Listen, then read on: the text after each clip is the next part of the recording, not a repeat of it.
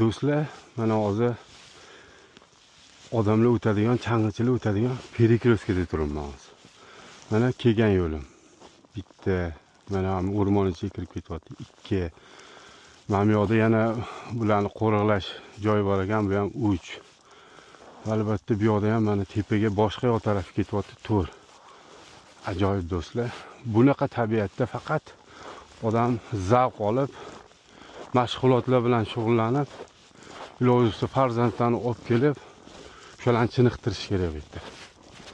Ko'rsin tabiatni, sevsin tabiatni. Gapirishga til ojiz. Manzarani qaranglar do'stlar. Ko'kimtir, bulut, osmon va bulut ochilib ketyapti, lekin bulutlar qo'ymayapti ochilib ketishiga osmon. Qani shu tepalikning orqasida nima bor ekanini ko'ramiz. Qalayligini qarang, yaxshi ham odamlar yurgan ekan. Biz ham o'tib ketamiz, xudo xolasa.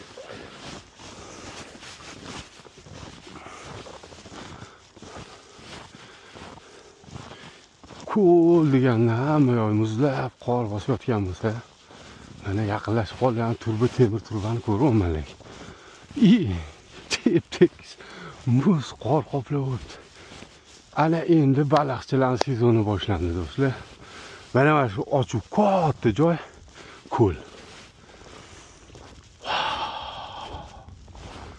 Ana sizga hakki o'ynaydigan joy. Mana do'stlarim, bu kiyikli yurgan yo'llari mana. Kiyikli yurgan. Ana kiyikli yurgan yo'llar.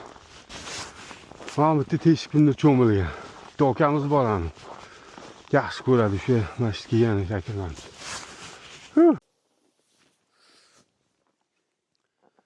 Juda ham go'zal manzara do'stlar. Ajoyib manzara.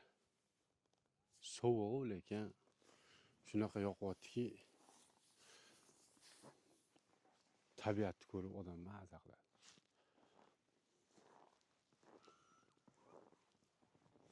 Go'zalliklarni qanaqa tushuntirib berishni ham odam bilmaydi.